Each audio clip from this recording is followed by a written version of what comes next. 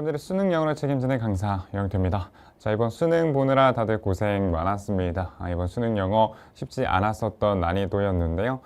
이제 앞으로 수능을 봐야 되는 친구들, 그리고 이미 수능을 봤던 친구들이든 다 도움이 될 수 있도록 쌤이 좀 어려웠었던 문제 위주로 다시 한번 정리를 해주도록 하겠습니다. 자, 일단은 수능 영어의 총평을 조금 드리자면은 여러 이제 다른 교육 회사들이 이야기했던 것들 좀 모아왔어요. 일단은 작년 수능과 비슷하거나 약간 쉬웠다. 약간 쉬웠다. 근데 중상위권 힘들었다. 이거 쉬운 영어 시험은 아니었다. 이 얘기를 하고 있는 거죠. 그 다음에 비슷하게 출제에 대한 어려움이 있었다. 어려웠다라는 얘기죠. 이투셋에 이렇게 얘기를 했고, 메가스터디도 마찬가지로 비슷한데 작년 수능이랑 체감 난이도는 오히려 더 높았을 수 있다라고 얘기하는, 그리고 심지어는 작년 수능보다 다소 어려웠다라는 평을 하는 그런 회사도 있었습니다. 그러니까 전체적으로 평이하지 않았다라는 거예요. 왜냐면 작년 수능이 1등급이 6%였어요. 그러니까 난이도 있는 시험이었다는 걸 가정을 하면은 올해 비슷했거나 더 어려웠다라는 건 수능 영어가 절대 쉽지는 않았었다라는 결과가 나오죠. 자, 일단은 오답률을 보시면 알 수가 있습니다. 탑 5인데, 자, 지금 1위 79% 정말 역대급 문제입니다. 이 수능 영어 통틀어서 가장 오답률이 높았지 않았을까? 20%에 육박하는 정답률, 그죠? 정말 어려웠었던 빈칸 추론. 우리 문제를 풀어보면 알겠지만 조금 납득이 안 될 수도 있습니다. 뭐 이런 문제가 있지? 이거 좀 이상하다, 좀 심하다, 이런 문제가 빈칸 추론이었다고 생각을 하고요. 다음 순서별도 이렇게 오답률이 높은 문제는 처음이지 않나. 역대 순서별 문제 중에서 가장 오답률이 높았다라는 생각이 듭니다. 그리고 어법, 빈칸 추론 등등 이거는 좀 무난한 문제들이었는데, 이 두 개의 문제가 특히나 이제 논란이 좀 많았었고, 특히 이제 빈칸 34번에 이거 좀 심하다 하는 문제였었기 때문에 아마 학생들이 가장 많이 틀리기도 했을 것이며, 가장 많이 어떻게 풀어야 됐고 어떻게 접근해야 됐을까를 궁금하는 그런 문제이지 않았을까 싶습니다. 일단 쌤의 어떤 문제를 접근하는 방법, 유형 공식이죠. 유형 공식의 접근 방법, 그리고 구조이의 우리 계속해서 연습을 했었던 지문을 이해하는 방법까지 쌤이 좀 곁들여서 같이 내용을 파악을 해보도록 하겠습니다. 자, 일단 오답률 4위였던 문제부터 먼저 볼 건데, 이 문제는 굉장히 무난했던, 어떻게 보면 오답률이 높은 거에 비해서는 평이했다라고 저는 생각을 합니다. 전체적으로 어려웠던 시험 난이도에 당연히 이제 얘가 첨가되면서 좀 더 어려운 느낌이 들었을 수 있는데, 이 문제는 우리가 접근했던 방식 그대로 했으면 됐습니다. 어떤 방식? 일단 빈칸 타겟팅부터 완벽하게. 자, 지금 보면 일단 이 this reluctance to take sports journalism seriously produces. 그래서 지금 꺼려하는 건데, reluctance라는 거 맞죠? 뭐 하는 거? 이 스포츠 저널리즘을 심각하게 받아들이는 것에 대해서 이제 꺼리는 것인데, 그러니까 결국에 지금 스포츠 저널리즘에 대한 것을 우리는 특성을 잡아야 됩니다. 맞죠? 그러니까 빈칸 먼저 읽어서 특성 잡아야 되는 그 주체를 먼저 잡으면 되는데, 바로 이 아이였어. 스포츠 저널리즘.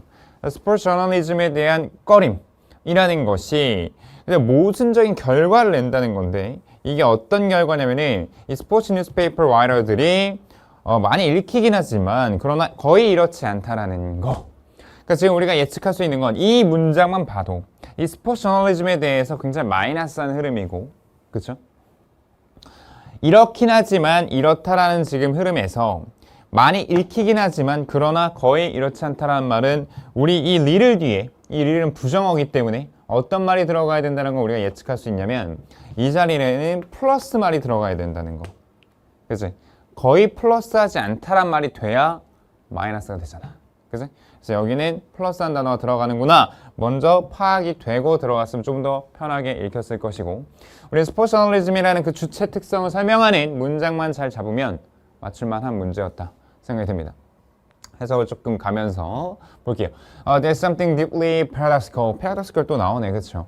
굉장히 엄청나게 모순적인 부분이 있다라는 건데, 바로 이 professional status, 스포츠 저널리즘 얘기 나오네, 그렇죠? 스포츠 저널리즘에 대한 이런 전문가적 지위에 있어서 모순적인 부분이 있다. 특히 in the medium of print의 매개체로서요, 그렇죠? 그래서 이게 인쇄물이자 그 다음에 여러 이제 뉴스페이퍼로서의 역할로 봤을 때는 좀 문제가 있지 않느냐. In discharging their usual responsibility of description and commentary. 그래서 description 하는 부분이든 commentary 하는 부분이든 일반적인 어떤 책임을 discharging 한다는 것은 이렇게 나타내는 것이죠. 내보내는 건데, 리포터의 그런 설명이죠. 스포츠 이벤트에 대한 설명이 상당히 컨설티드인데 스포츠 팬에 의해서 컨설티드 되는 부분이 있고 또한 반면에 in the broader journalistic role에 있어서 covering sports, 그러니까 스포츠에 대해 전반적인 걸 커버하는 그런 역할, 넓은 그런 역할 같은 것들에 대해서 얘기를 하면서 스포츠 저널리즘에 대한 정의를 계속해서 이어주고 있습니다. 역할에 대한 얘기. 그리고 나서 스포츠 저널리즘에 대한 이 저널리스트라는 설명으로 바꾸긴 했지만은 이 사람에 대한 설명을 잘 보는 게 되게 중요하겠죠. Among the most visible of all contemporary writers. 모든 동시대의 다른 작가들보다 더 가시적인 부분이 있다. 더 눈에 잘 띈다라는 거야. 그러니까 많이 읽힌다라는 말을 여기서 지금 플러스한 말을 설명을 해주고 있죠. 그죠? 많이 읽힌데 잘 보인대 다른 동시대의 다른 작가들보다.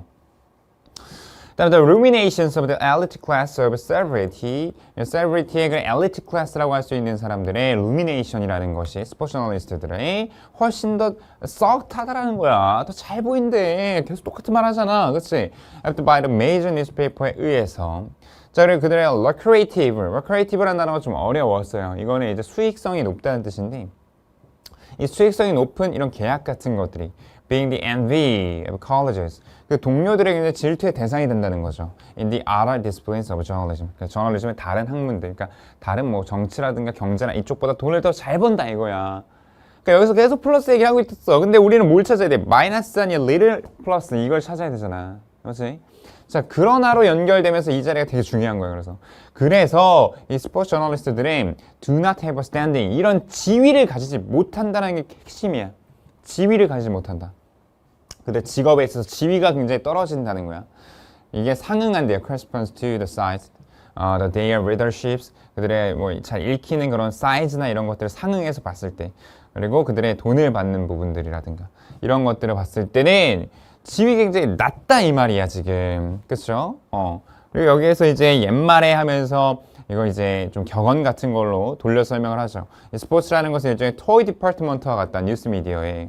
그래서 여전히 쉽게 핸드해질 수가 있다, 이렇게 다뤄질 수가 있다는 거죠. 뭐로써? dismissal이라는 건 보통 이제 해고라는 뜻으로 많이 쓰는데, 가치가 굉장히 떨어진다는 얘기를 하고 싶은 거죠. What sports journalists do. 그래서 이 스포츠 저널리스트들이 하는 것의 가치는 굉장히 디스미스한 것으로서, 마이너스한 것으로서 우리가 다뤄질 수가 있겠다라고 얘기를 한단 말이지. 그러니까 지금 결과적으로는 지위가 떨어진다 그 말이야. 그렇죠? 그러니까 지위가 낮다. 그래서 지위가 낮다라는 말을 지금 플러스로 돌리면 됩니다. 그렇지? 지위가 낮다, 거의 이게 없다란 말로 지금 치환해주면 된다 이거지. 그렇지? 자, 이렇게 가치를 낮게. 여기 지금 마이너스한 단어들은 빼줘야 돼요. 그렇죠? 뭐 챌린지 된다든가, 그렇지? 이건 일단 안 돼. 마이너스한 단어니까 지금 3, 4번이 지금 위치가 바뀌었네요. 자, 그다음 paid. 돈을 많이 번다. 그러니까 지금 여기 돈 많이 번다 이거에 지금 그냥 꽂힌 거야. 그래서 paid. 근데 여기 리를이 들어갔으니까 거의 돈을 못 번다라고 하면 안 되잖아. 돈은 많이 번 다음에 페이드는 안 된 거지.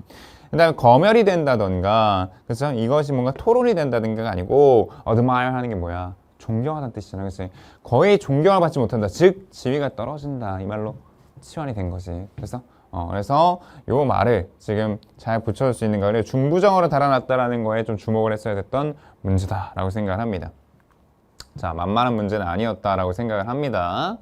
오답률이 4위니까요. 확실히 킬러 문항들 안에 들어가 있을 만한 문제인데, 이 정도로 많이 틀린 문제였냐라고 하면은 쌤은 좀 글쎄요, 물음표입니다.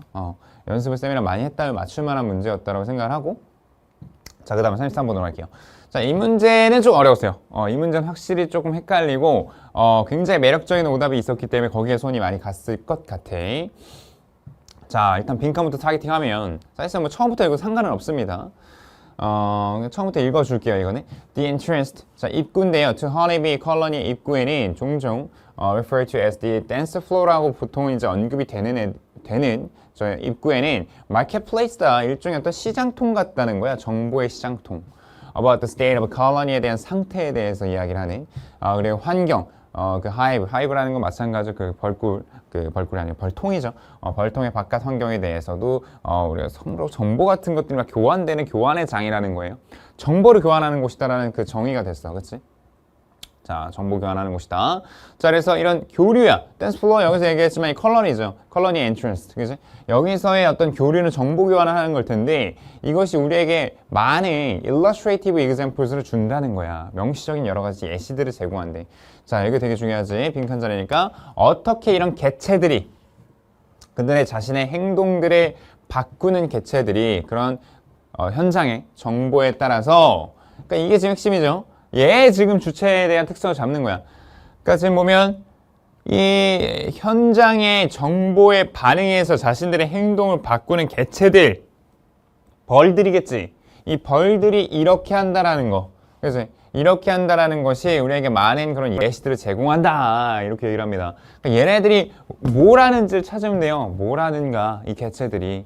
왜 이렇게 정보를 교류하는 과정에서 행동을 막 바꾸고 하는가에 대해서 그 근본 원인을 찾으면 된다. 바로 예시 때리잖아. 그치? 그러니까 지금 이거에 대한 예시를 여기 쳐주니까 그냥 여기 안에 찾으란 얘기야, 결국은. 자, 정보 교환을 하는 곳이긴 한데 좀 더 구체적으로 예를 들면 그들의 벌통으로 돌아오자마자 이 허니비들은 that have collected water. 자, 이 물 같은 것들을 모으던 허니비예요. 그래서 꿀벌은 그 받아줄 애들을 찾는다는 거야. 받아줄 꿀벌들을 찾는데요. 뭐 하기 위해서? 그들의 물을 unload, 이렇게 내려주기 위해서. 그치? within the hive, 벌통 안에서. 그러니까 자기가 이고 있었던 물을 갖다 계속 내려줄 수 있는 애를 찾는데, 그치? 지금 보면 여기에서 행동을 지금 어떻게 보면 바꾼 거죠. 그렇죠? 그러니까 이거를 모으던 애들이 그들의 물을 내리기 위해서 다른 벌들을 찾는다고 일단은. 오케이? 뭔가 협동을 하는 모습이 좀 보여. 자, 근데 만약에 이렇게 찾는 시간이 짧으면, 그리고 나면은 그 돌아오는 비가, 그죠? 이 벌들이 더 많이 waggle 댄스를 퍼폼할 가능성이 높다라는 거야. 다른 애들을 이렇게 모집하기 위해서. 그런 이 물이 있는 장소까지. 그래서, 만약에 주변에 막 도와줄 애들이 많다 그러면은 가가지고 물을 더 가지고 오는 거야. 한마디로 얘기하면. 어떤 상황인지 알겠지? 근데 반대로 이 search time이 너무 오래 걸려. 그치? 이 리시빙 벌들이 오래 걸려 찾는 게. 그러면은 그 비는 물을 모으는 걸 더 이상 모으는 걸 포기한다라는 거야. 그치? 그러니까 그때 상황에 따라서 얘네들이 주변에 있는 벌들이 있느냐 없느냐에 따라서 행동이 바뀌는 거지. 그치? 행동이 바뀌어요. 그러니까 지금 보면 여기까지가 지금 행동 변화의 모습들이 보이고 있는 거야. 그죠? 행동 변화의 모습이 보인 거고. 그러니까 이거는 지금 행동 변화를 하는 그 상황을 그냥 보여주는 것 뿐이야. 그치? 너네들이 지금 답을 보는 게 내가 뭔지 알기 때문에 지금 밑밥 일단 깔아 놓는 겁니다. 자, 여기 뒤에가 진짜 중요해요. 여기 지금 이 문장을 그대로 설명하는 부분이 나오거든. 쌤이 얘기했지만 빈칸 문장은 결국에 이 지문 안에 빈칸 문장의 근거를 고스란히 가지고 있는 그 문장이 있다고, 이 안에. 그걸 찾아야 된다고. 자, 이 받아주는 벌들이 단지 물을 받아줄 것이기 때문에, 만약 그들이 그것이 필요로 하다면 받아줄 거기 때문에 either for themselves, 그들 스스로 위해서든 간에, 또는 다른 벌들에게 넘겨주는 거든 간에, 또는 뭐 새끼 벌들이겠죠. brood. 자, 이런 unloading time은요, 뭐와 상관관계가 있냐면 결과적으로는 이 컬러니, 그 안에 있는 벌통의 전체적인 물의 필요성에 따라 달라지게 된다 이거야. 자, 그러고 나서 여기에서 뭘 쳐주냐? does. 그러므로 여기 정리해주면서 이 문장과 사실상 같은 이 individual water foragers의 response에 대한 설명이 나오잖아. 그치? 그럼 이 뒤에 있는 문장이 제일 핵심일 수가 있겠지. 그치? 얘네들의 반응이라는 것이, unloading time에 대한 반응이라는 것이 결국은 이 물을 모으는 것을 조정해준다 이거야. 이 하이브의, 이 컬러니의 필요에 따라서. 그러니까 이 벌통 안에 물이 더 필요한가 아닌가에 따라서 물을 더 모을지 안 모을지를 조절하는 부분이 있다라는 것을 알 수가 있다는 거지. 인디비주얼을 통해서, 이 개체들을 통해서. 오케이? 여기 중간은 그냥 행동 변화를 하는 모습들을 보여준 것이고, 이 행동 변화를 하는 이유를 뒤편에서 얘기해줬기 때문에 이 뒤에 있는 문장 자체가 답이 될 가능성이 높다는 걸 우리가 알 수가 있다는 거지. 이해돼요? 좋았어요. 그러면은 조정을 한다는 말이 반드시 들어가야 되고, 1번에 이 컬러니가 그것의 워크포스를 조정하게 해준다는 1번이 완벽한 건 거지 지금. 맞죠? 여러분들 어디에 손이 갔냐면 바로 얘한테 간 거야. 거리를 측정함으로써 물의 원천을 찾는데, 거리가 짧은지 먼지에 대해서 얘네들이 생각하는 게 아니잖아 지금. 그죠? 찾는 시간이 오래 걸리냐 많이 걸리냐 이런 거에 따라서 행동 변화가 일어났을 뿐이다라는 건데 이런 거에 자꾸 그냥 꽂히는 거예요. 해석이 그냥 정확하게 안 되는 부분도 있고 핵심을 찾는 방법이 아직 몸에 안 익었기 때문에 그죠? 컬러니 워크로드를 줄인다라는 거지 필요로 할 때 이것도 매력적이긴 한데요. 이런 워크로드를 줄인다. 얘네들이 어떤 일에 대한 분량을 줄인다 이런 내용은 아니지, 그치? 뭐 일의 양이 줄어드는 건 아니에요, 그쵸? 얘네들이 그냥 조정을 할 뿐이야, 조정을 할 뿐이야. 자, 그 다음에 태스크를 나눈다. 얘네 분업하는 내용 아니죠? 그 다음에 뭐 일꾼들을 뭐 이렇게 훈련시키는 그런 내용도 전혀 아니기 때문에 걸러주면 됩니다, 그치? 나름 매력적인 오답들이 있었기 때문에 오답률이 높았다라고 생각하는 지문은 맞습니다. 자, 얘는 조금 쉽진 않았어요. 그쵸? 자, 나름 킬러 문항 중에 하나였던 33번이었고, 자, 역대급 문제 드디어 한번 해주겠습니다. 이거는 쌤도 문제를 이제 풀어봤잖아요. 문제를 쭉 풀어보면서 느낀 게, 이건 좀 심하다라는 생각을 계속했어요. 이게, 이 정도면은 선생님들도 많이 틀릴 수도 있겠다라는, 그치? 물론 어떻게든 답으로 유출하겠지만 매력적인 오답도 있었을 뿐더러 정답 자체도 뭐야 이게 왜? 약간 이런 생각이 들 수밖에 없는 그런 문제를 내버려서 뭐랄까요? 그냥 100점을 주기 싫어 약간 이런 느낌의 문제입니다. 100점 주기 싫으니까 모르겠어 니네들 뭐 답 찾든지 말든지 약간 이런 느낌. 그래서 좀 약간 그거를 감안하고 보시면 됩니다. 너무 이렇게 몰입할 필요는 없을 것 같고. 자, 일단 한번 보자고. 자, 일단 너희들이 찾아야 되는 건 뭐냐면 이 클라이밋 케이스입니다. 이 기후에 관련해서는, 그러니까 기후에 관련해서 어떤 설명이 나올 거야, 이 안에서, 맞죠? 기후에 관련해서는 is not that 이렇진 않다라는 거야. 지금 중요한 건 여기에 부정어가 들어갔다는 거지. 부정어를 넣었어요. 이 부정어 때문에 더 헷갈리게 만든 거긴 한데 일단 부정어 깔았어. 자, 이런 게 아니라 이렇다. 이게 나대의 법비구문 아니야. A가 아니라 B다라는 거예요. 그렇죠? 그러니까 지금 보면은 아닌 걸 찾으면 돼. 그러니까 여기 설명을 만약 플러스로 했다 그러면 플러스를 마이너스로 뒤집으면 되고요. 그죠? 마이너스 설명을 했다라면 그냥 마이너스를 넣어버리면 끝이야. 맞지? 특성을. 자, 이 클라이밋 케이스 같은 경우에 이렇다라는 건데 그 현실이라는 게 obscure 되는 게 뭐야? 거기 밑에 써 있잖아요. 이제 모호해진다 이거야. 잘 안 보이게 된대. 이런 관점에 의해서 관점으로부터 그러니까 내 시야가 가려지는 거야. 뭐 함으로써 이 시간을 파티셔닝 함으로써 파티션 알죠? 이렇게 구획을 나누는 거야. 그렇죠? 회사들 그 파티션이라는 게 있잖아요. 그렇죠? 구획 나누는 건. 너네들 급식실 가면 이렇게 나누는 것도 그 파티션이죠, 일종의. 그래서 어떤 책임감에 대한 그 질문이라는 게 과거나 미래에 관련된 게 이게 자연스럽게 나타나질 않는다라는 거지. 그러니까 잘 안 보이게 된다 이거야. 그래서 잘 안 보인다 이거야. 지금 어쨌든 얘기하고 싶은 게 현실이 안 보여. 그래서 책임감도 없어. 지금 그 얘기를 하고 싶은 겁니다. 맞죠? 자, 지금 이 내용을 좀 더 봐야 됩니다. 이것만 가서는 뭔가 이해가 좀 덜 될 거고요. 자, 첫 문장. 자, 우리는 이해 안 돼요. 뭐를요? 이 segregation이라는 게 뭐냐면 분리야, 분리 맞지? 분리가 바로 나오네. 여기 지금 partition이라는 말에 바로 상충하는 단어가 나오잖아. 의식을 현재, 과거, 미래로 나누는 게 벌써 픽션이라는 거야. 이게 픽션이다, 거짓말이다. 그치? 이게 말이 안 된다. 그리고 oddly self-referential framework라는 거야. 좀 이상하게 자기 지시적인 그런 프레임워크다. 굉장히 마이너스한 흐름으로 가죠. oddly 하다라고 얘기를 하고. 그래서 뭐라고 얘기하냐면 너의 현실이라는 건 너의 엄마의 미래의 일부고 너의 아이들의 과거라는 것은 또 뭐야? 어떤 현재일 수도 있겠다. 그리고 나서 여기 쭉 얘기가 나오다 in the case of climate change가 나와버린다 이거지. 오케이? 자, 지금 순서가 좀 바뀌긴 했는데 여기 뒤에가 굉장히 좀 중요한 부분이라는 겁니다. 자, 다시 한번 여기 지금 프레임워크에 대한 설명을 얘기를 하면서 뭐라고 했냐면 너의 현재는 엄마의 미래고 너의 아이의 과거는 너의 현재의 일부다라고 얘기하면서 시간 구획을 나누는 게 그러니까 시간을 분리하는 게 어떻다라는 거야 지금. 그러니까 현실적이지 않다라는 거야. 이거는 픽션이다, 현실이 아니다라는 거고, 그죠? 현실이 아니다.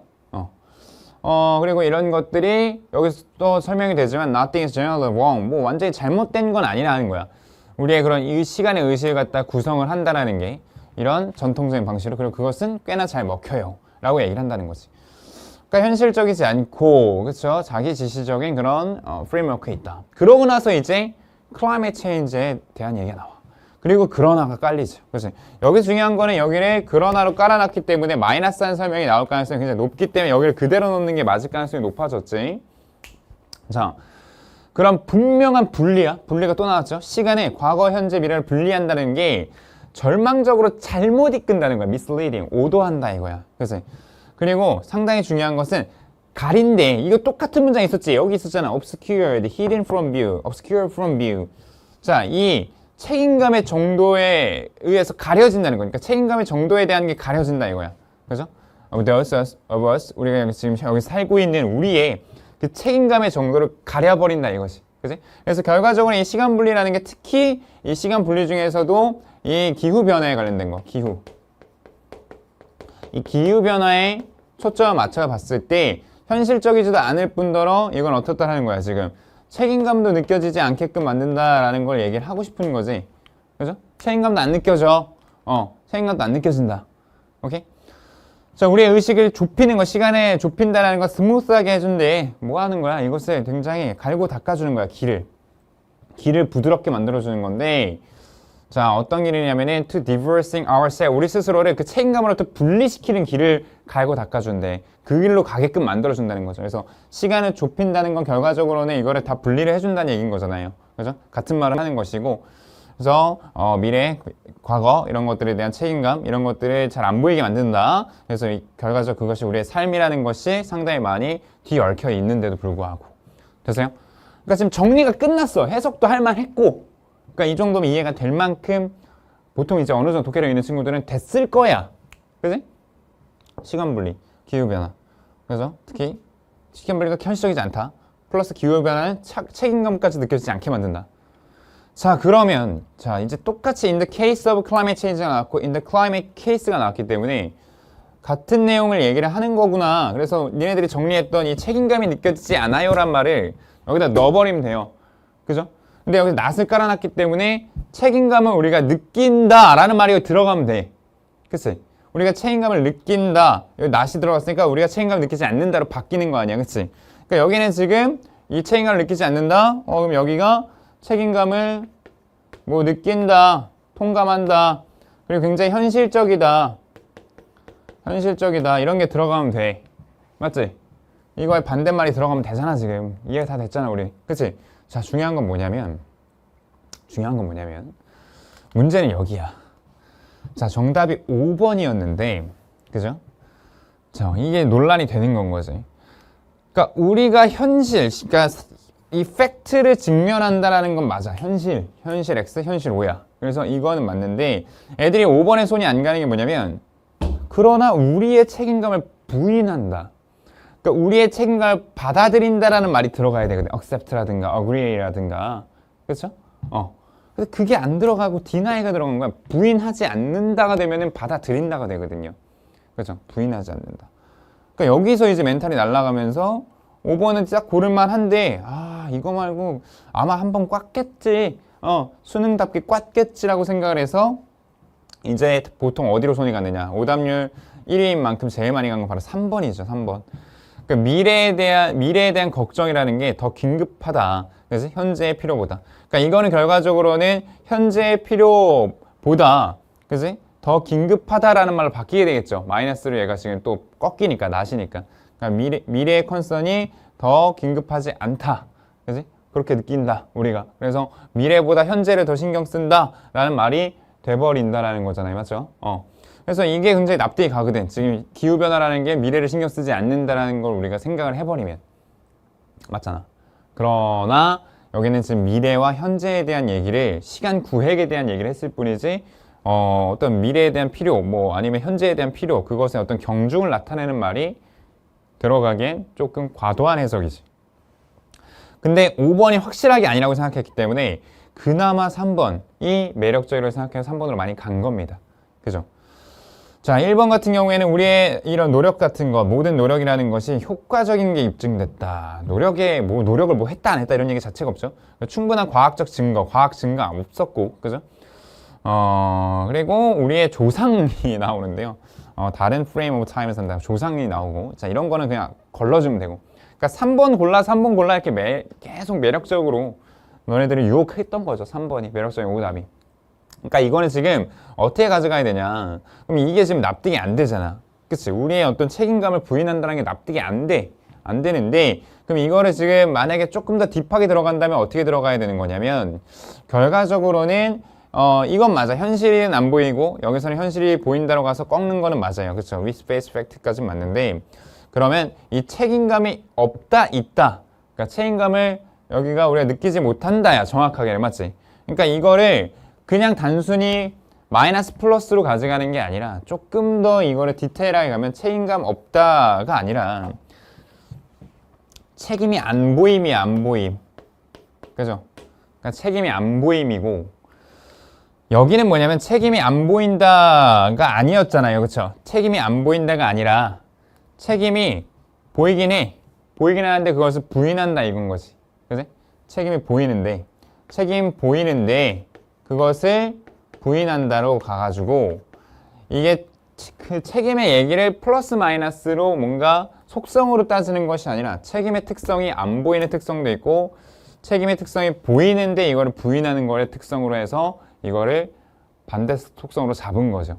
좀 많이 억지스럽긴 해 이것도. 그죠? 그러니까 억지스럽다기보다는 이렇게까지 하는 거지. 오답을 유도하기 위해서. 그러니까 이거를 지금 쉽게 냈으면 그냥 이 deni랑 accept를 줬으면 됐다니까. accept를 줬으면 모두가 납득할 만한 답이고, 그죠? 굉장히 우리가 이제까지 많이 모의고사라던가 여러 가지 사설 모의고사든 쌤의 어떤 개인 모의고사든 우리가 풀었던 많은 문제들처럼 오케이 속성 반대 넣고, 그죠? 속성 반대 넣어서 쓱 넣어버리면 끝이야. 그치? 근데 그렇게 해주면 다 맞춰버리니까 킬러 문항이 안 되니까 이거를 여기 뒤에는 책임이 안 보인다는 말을 해놓고서, 그죠? 해놓고서 깔아놓고 이거는 여기에 대한 설명이야. 이거를 반대로 가져가는데 이거를 책임이 우리가 질 거야 라고 하면 너무 쉬우니까 책임이 안 보이는 거 반대 속성 보이는 거 플러스 부인하는 걸로 가서 이거는 반대 속성인 거야 라고 얘기를 하고 싶었던 거지. 이 문제의 의도는. 그래서 뭔가 납득은 돼요. 납득은 되는데 왜 이렇게까지 문제를 내야 되는지도 납득이 돼. 그러니까 오답률을 높이고 싶은 건 거고 변별력을 두고 싶은 건 거고 이해는 되는데 조금 과하다. 34번은 과했다 라고 그냥 평을 하는 게 맞을 것 같습니다. 이 문제 같은 경우에는. 네, 그래서 이런 문제가 있었다라고 생각을 하시고 그냥 넘어가시면 되겠습니다.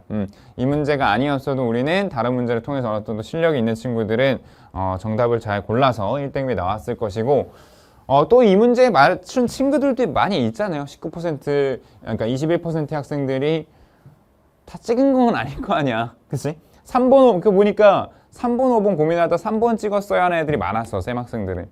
3번, 5번 고민하다 5번을 간 친구도 한 명 있었고요. 정말 드문데 수많은 학생들 중에서 그 정도밖에 없는 거야. 한두 명밖에는.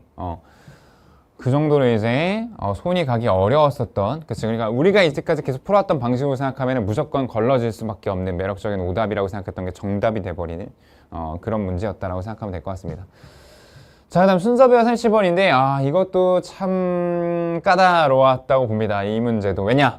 단서가 정말 없었던 문제야. 이게 여기가 짧아서 쉽겠네 라고 생각했는데 막상 이걸 쭉 내려보니까 뭐야 이거 왜 이렇게 어려워? 약간 이렇게 돼버리네. 잡기가 어려운. 자, 내용 보면 가장 흔하게 알려진 형태야 이 결과에 근거한 가격을 측정하는 그것의 가장 흔한 형태는 뭐냐면 practice인데 이것에 대한 어떤 관행인데요. 이게 contingency pricing이라고 불리는 practice라는 거야. 이게 뭐냐면은 바로 변화사에 의해 사용되는 거래요. 그러니까 지금 contingency pricing이라는 것에 소재를 해서 설명을 해주겠다 이 글이네요. 그래서 자, contingency pricing이 무엇이냐? 그럼 이걸 찾으면 되는데 그럼 이거를 지금 설명이 지금 이런 게 그냥 툭 던졌기 때문에 구체적인 설명을 해주겠네. 그죠? contingency pricing이 뭔가? 자, BC 볼게요. 자, 여기가 지금 어려운 이가 뭐냐? C도 B도 둘 다 contingency pricing에 대한 정의를 해주는 파트야. 그지? 그래서 어려운 거야. 그래서 B로 먼저 갈까 C로 먼저 갈까부터 어려워. 그래서 오답률이 이렇게 높은 거예요. 보통은 B, C 중에 하나를 먼저 가는데 우리가 A를 제끼고 B가 먼저 C가 먼저 너무 헷갈리는 거야. 너무. 이거부터 잡기 어려웠다. 자, B 보면요. 이런 contingency pricing을 사용한다며 러이어들이. 그치? 사용함으로써 클라이언트들이 보상이 된대요. 고객들이. 그들이 이 수입료를 낼 필요가 없는 거야. 그들이 받을 때까지. settlement, 이 종결, 이 어떤 사건에 대한 종결이 될 때까지는 피를 낼 필요가 없는 거야. 그죠? 피를 낼 필요가 없대. 자, 이게 지금 조금 이상하다는 느낌 받아야 돼. 왜냐면 결론이 날 때까지 돈을 낼 필요가 없다라는 것에 대한 근거를 여기서 찾기는 어려워요, 지금. 살짝. 거기에 좀 세게 반 게 뭐냐면 This and other instances of contingency pricing. 이 contingency pricing에 대한 이런저런 다른 여러 가지 예시들에서 그러니까 이런저런 다른 예시들이 뭔가가 조금 나와줘야 돼. 근데 그런 거 없이 대뜸 그냥 예시들이 있는데 이렇게 하기엔 좀 급하다는 느낌이에요. 그러니까 여기에서 지금 정의를 해주는 듯하게 여기에서 보면은 프라이싱을 used 하는 lawyer들이 나왔고 프라이싱 using으로 가는 게 너무나 적절해 보이는데 이 뒤 설명이 굉장히 빈약하다는 거지. 그죠? 그러니까 지금 바이아엔즈라는 건 결과적으로는 이게 수단이잖아요. 그죠? 이런 수단을 통해서 이런 어떤 결과를 내는 건데 이런 결과를 내는 거에 대한 어떤 근거가 이 앞에 있어야 된다고 생각하면 B로 먼저 연결되긴 조금 어렵다 이거지. C. Contingency pricing은 주요한 방식인데 어떤 방식이냐면은 이런 개인적 인jury라든가 또는 certain consumer들이 케이스들이 build 이게 청구가 되어지는 방식이라는 거야. 주요 방식. 그러니까 이 방식이 주요 방식이다라고 설명을 빌드업하는 거잖아. 빌드업하는 과정이잖아. 이 과정에서 변호사들은 피를 받지 않는데, 그러니까 이런 설명을 해주고 나서 이렇게 가야지. 피를 받지 않는다. 그렇지. 페이먼트 받지 않는데 그 케이스가 세틀 될 때까지. 그러니까 지금 여기서 첫 설명인 거잖아. 이게 지금. 맞지? 첫 설명이 나오면 이제 B에서 이제 얘기할 수 있는 거지. 그래서 그들이 돈을 받게 됩니다. 그 돈의 퍼센티지를 받게 돼요. 그 고객이 받는 돈. 그러니까 이 고객이 승리해서 돈을 받으면 피해자 입장에서 이제 가해자한테 돈을 받으면 거기에 퍼센티지를 떼가는 이게 컨틴전스 프라이싱이다라는 정의를 해준 거야. 자, 이렇게 정의가 됐기 때문에 여기가 더 괜찮구나 이런 생각을 했을 거야. 쌤한테 배운 친구들은 B vs C를 계속해서 연습을 했기 때문에 당연히 C가 더 적절하지 라는 방향성으로 가지 않았을까 라는 생각이 드는데 자, 근데 중요한 거는 여기 다음에 일로 갈래가 너무 까다로운 거지. 그러니까 여기 처음에 이거 잡는 것도 쉽지 않았는데 여기서 어디로 갈래도 까다로운 느낌이 들어요. 자, 근데 여기에 그나마 다행인 거는 그래도 양심이 있었어. Therefore는 줬어요. 그러므로는 줬어. 그러므로를 줌으로써 얘 근거를 잡을래, 얘를 근거를 잡을래를 지금 생각을 할 때 단서를 준 거지. 자, C에서 지금 우리 B를 해석했지만 B로 가도 상관은 없어요. 왜냐면 여기에 대한 추가 설명으로서 얘로 가도 괜찮거든. 막 조금 어색하긴 하지만 괜찮아. 갈 수는 있어요. 근데 저 A의 그러므로 때문이야. 그러므로 때문에 얘부터 갈래를 생각해 볼 수 있는 그나마 하나의 단서를 주긴 했어. 자, 그러므로는 뭡니까? 인과 아니야? 앞에 원인, 뒤에 결과야. 그치? 인과의 관계. 자, 그럼 이 결과 값이 앞에 인으로 쓸 수 있는 게 뭔지를 생각하면은 좀 더 우리 확실하게 답을 알 수 있겠네? 맞지? 자, 그래서 그 only an outcome, 그 유일한 그 결론이 이 고객에 유리하게 끝난 결과만이 이거야. 고객에게 유리하게 끝난 결과만이 보상이 될 수가 있다라고요. 한마디로 고객이 이겨야만 보상을 받는다 이거야. 자, 그러면 C의 마지막 문장, B의 마지막 문장을 봤을 때 고객의 유리함, 고객의 승리의 결과만으로 보상을 받을 수 있다라는 것에 대한 근거, 잡을 수 있는 건 B보다는 C였다는 거지. C에서 얘기했잖아. 그들이 고객이 승리해서 돈을 받을 때 그 퍼센티지를 받을 수 있다고. 그치? 그래서 고객이 유리하게 끝난 결과로만 보상을 받을 수 있다고. 인과관계가 C에서 A로 딱 맞잖아. 쌤, 근데 B는 안 돼요라고 할 수 있어요. 그래서 B의 마지막 문장까지 보자고. 그래서 보면은 이런 여러 가지 케이스에서 economic value가 이 서비스의 경제적 가치 얘기를 한단 말이야. 경제적 가치라는 것은 어렵대, 결정 짓기가. 이 서비스 전에는 얼마입니다, 우리가. 이렇게 하기가 어려운 거야, 퍼센티지로. 네가 이기게 만들면 우리가 50% 가져갈게. 이렇게는 할 수 있어도 야, 이거 50만 원짜리야. 이렇게 못 하겠다고. 할 수가 없다고. 그래서 이걸 제공하는 사람이 가격을 계속해서 디벨롭 하는데 어떤 가격이냐면 자, 그들에게 그 리스크라든가 리워드 같은 것들을 공유하게끔 하는 가격인 거죠. 그렇죠? 이런 가치를 전달하는 거. 이것을 사는 사람한테. 그러니까 사는 사람들한테 이 가치를 전달하는 함으로써 얻게 되는 리스크 또는 리워드, 보상이나 또는 위험 같은 것들을 공유할 만한 가격으로 제시를 한다 이거야. 그래서 그러니까 공유할 만한 가격으로 제시를 해서 이런 어떤 이 자신의 서비스에 대한 가치 또는 어떤 보상의 값 또는 이런 리스크에 대한 것들을 같이 짊어지게 한다. 그렇지? 공동체가 된다 이거야. 그래서 공동체가 된다. 그 다음에 이렇게 가서 클라이언트의 페이버가 있는 아웃컴만이 보상을 받는다. 이렇게 가는 거. 아니면 이렇게 갈래. 지금 얘도 뭐 완전 어색하진 않아요, 솔직히. CBA로 가도. 그렇죠? CBA로 가도 완전 어색하진 않지만 우린 가장 적절한 순서를 잡는 거잖아요. 그치?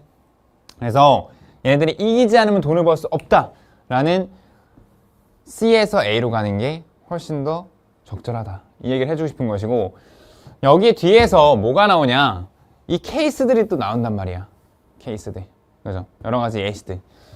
그래서 여기서 얘기하는 건 그 프라이싱이 make sense, 합당한데 부분적으로. 왜냐하면 대부분의 고객들은 이런 케이스들에서 친숙하지 않고 그 다음에 굉장히 위협을 받는단 말이야. 이 로펌에서. 그래서 그들의 가장 큰 두려움은 뭐냐면 높은 그 수임료가 되겠지. 그래서 그들이 몇 년이 걸리게 되는 이것들이 끝나게 될 때까지. 그래서 이 수임료에 대한 부담감 얘기를 하면서 끝이 나는 게 아니라 그래서 여기가 이렇게 끝날 때까지는 계속해서 돈을 낼 필요는 없는 상태가 유지가 된다. 이 말을 하고 싶었던 거죠.